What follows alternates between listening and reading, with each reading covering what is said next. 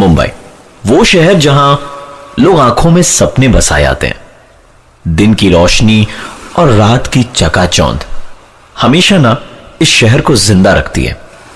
पर इस रोशनी और चकाचौंध के पीछे छिपे हैं कई राज, जिनको किसी ने जानने की कोशिश नहीं की, क्योंकि जिंदगी यहां चलती नहीं, दौड़ती है। शायद यही कारण था कि उन लोगों ने उनकी जिंदगी में हो रही अजीबो गरीब घटनाओं के पीछे का राज जानने की बहुत दिनों तक कोशिश ही नहीं की। आज की यह कहानी प्रकाश, उसकी गर्लफ्रेंड नंदिनी और भास्कर के साथ हुई घटनाओं पर आधारित है। ये तीनों एक साथ बोरीवली के 2 BHK फ्लैट में रहते थे, जहां शिफ्ट हुए उन्हें सिर्फ 3 महीने ही हुए थे।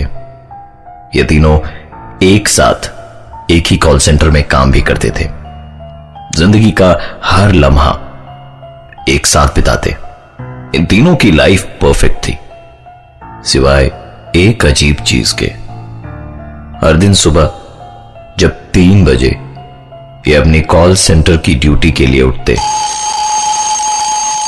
तो घर के बाथरूम, किचन या डाइनिंग हॉल की लाइट को ऑन पाते। एक दूसरे से सवाल जवाब करने पर एक ही नतीजा निकलता, और वो ये कि उन तीनों में से किसी ने भी रात को बाथरूम, किचन या डाइनिंग हॉल की लाइट नहीं जलाई थी। इस अजीब घटना की शुरुआत आज से 3 महीने पहले हुई थी, जब उन्होंने इस घर को अपना घर बनाया था। इन तीनों ने इस बात को किसी के साथ भी डिस्कस नहीं किया, क्योंकि उन्हें हमेशा यह डर सताता था कि शायद उनके दोस्त उनका मजाक उड़ाना शुरू कर दे। इस कहानी की अभी तक की बातें मुझे बहुत नॉर्मल लगी, क्योंकि मैंने खुद ने अपने घर में टीवी को 3-4 बार खुद ब खुद स्टार्ट होते देखा है।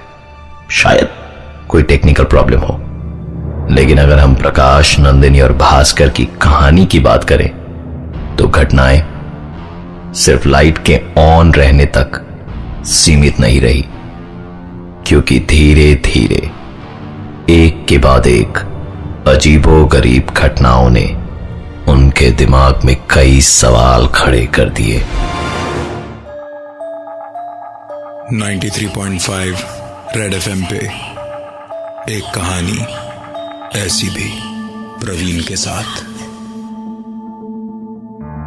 मुंबई के बोरीवली इलाके में 2 BHK का फ्लैट, जिसमें प्रकाश, उसकी गर्लफ्रेंड नंदिनी और भास्कर 3 महीने से रह रहे थे। हर सुबह 3 बजे जब वो कॉल सेंटर की ड्यूटी के लिए उठते, तो बाथरूम, किचन या डाइनिंग हॉल की लाइट्स स्विच ऑन पाते। इस घटना का जवाब उन तीनों में से किसी के पास नहीं था। शाम करीबन 5 बजे ये तीनों अपने काम से लौटते थे, और शाम ठीक 6 बजे घर का काम करने वाली बाई भी पहुंच जाती। कभी कभार इस बाई के साथ उसका बच्चा भी आता, जो पूरे घर में खेलता रहता और उनके सामानों से छेड़छाड़ करता रहता। मुंबई शहर में बाई मिलना बहुत मुश्किल है, और इसलिए शायद वो बाई के इस बच्चे के सारे नखरों से परेशान होते हुए भी अपनी तरफ से कोई आपत्ति नहीं जताते थे। एक दिन तो हद ही हो गई। प्रकाश और नंदिनी जब घर लौटे तो पाया कि बाई का बेटा उनके घर के ड्राइंग रूम में खेल रहा है। उन्हें लगा शायद बाई उस दिन जल्दी काम पर आ गई, लेकिन आश्चर्य की बात तो यह थी कि बाई उन्हें सारे घर में कहीं भी नजर नहीं आई। उन्हें लगा शायद अपने बच्चे को उनके घर पर खेलने के लिए छोड़कर बाई बगल वाले शर्मा जी के यहां काम करने चली गई होगी। प्रकाश बहुत ही गुस्से में था आज, क्योंकि काम वाली बाई के रहते उसके बेटे का आना और उसके घर में खेलना तो ठीक था, लेकिन बाई अपने बेटे को यूं उनके घर में छोड़कर किसी दूसरे के घर में काम करने जाए, ये उन्हें मुनासिब नहीं लगा। करीबन 1 घंटे इंतजार करने के बाद प्रकाश और नंदिनी बगल वाले शर्मा जी के घर गए काम वाली बाई के बारे में पता लगाने। शर्मा जी का जवाब सुन दोनों हक्के बक्के रह गए, क्योंकि शर्मा जी के अनुसार काम वाली बाई तो आज आई ही नहीं थी। एक अजीब सी कश्मकश में दोनों अपने दिमाग में सवालों की लड़ी लिए वापस अपने घर की ओर लौटे, लेकिन इस बार आश्चर्यजनक रूप से पूरे घर में वो बच्चा उन्हें कहीं भी नजर नहीं आया। दोनों के मन में कई सवाल उठ रहे थे, पर उन्हें पार्टी के लिए देर हो रही थी, इसलिए ज्यादा सोचे बिना तैयार होकर पार्टी के लिए निकल पड़े। रात करीबन 8 बजे ओवरटाइम करने के बाद भास्कर घर लौटा और उसे इस पूरे इंसिडेंट के बारे में कुछ भी पता नहीं था। आपको क्या लगता है, घर लौटने के बाद भास्कर ने क्या देखा होगा?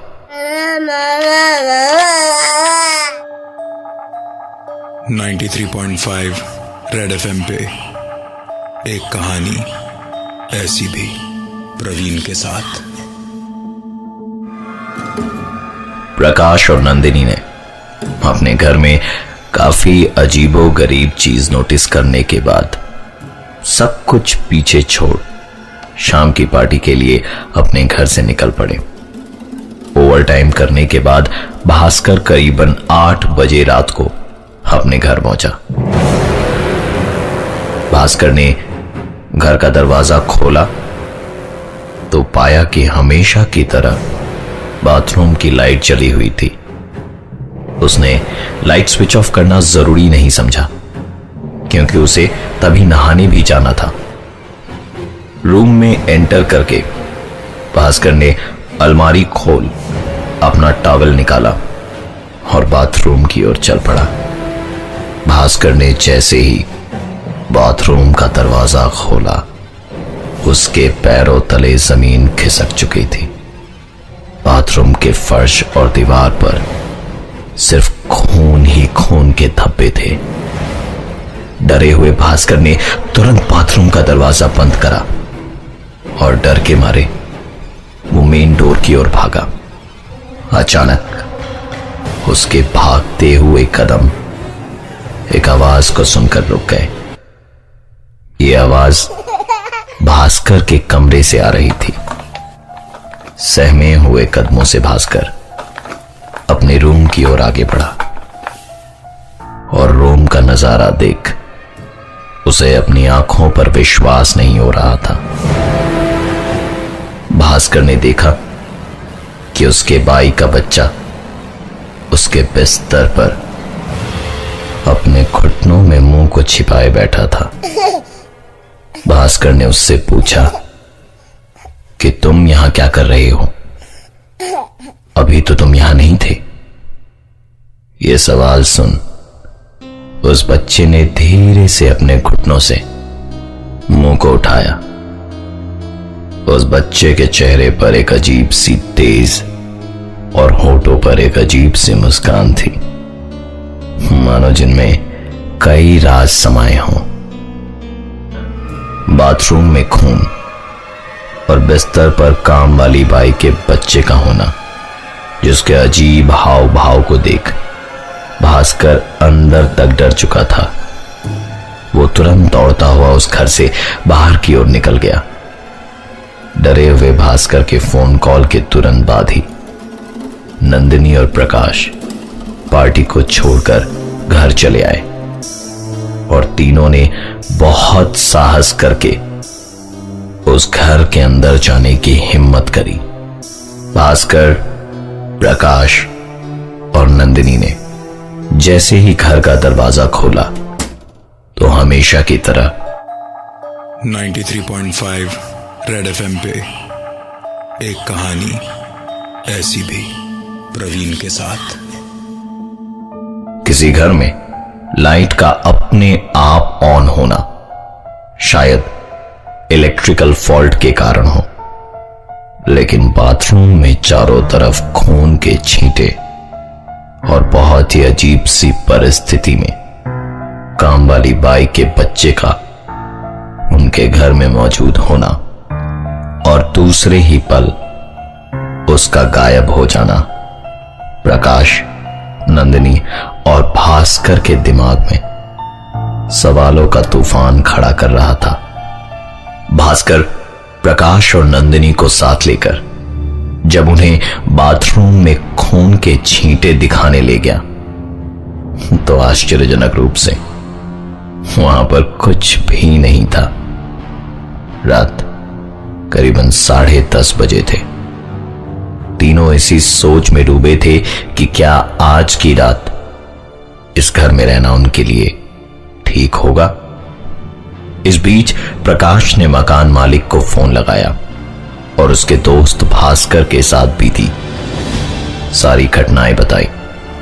मकान के मालिक ने सारी बात सुनने के बाद उन्हें बताया कि आज से 10 साल पहले इस मकान में एक परिवार रहता था।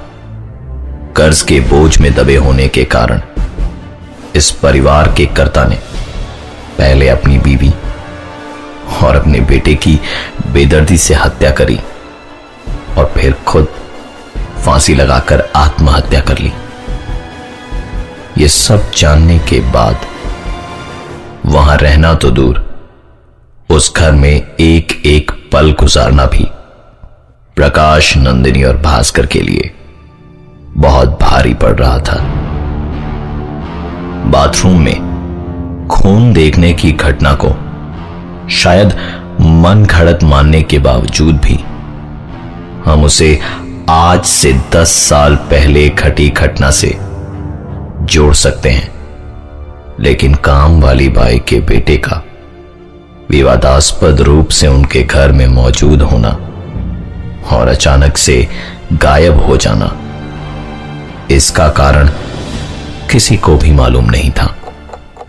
जैसे तैसे आज की रात प्रकाश, नंदिनी और भास्कर ने उस घर में गुजारी और सुबह होने का इंतजार करने लगे, क्योंकि उन्होंने फैसला ले लिया था कि सुबह होते के साथ ही वो इस घर को छोड़ कहीं और शिफ्ट हो जाएंगे।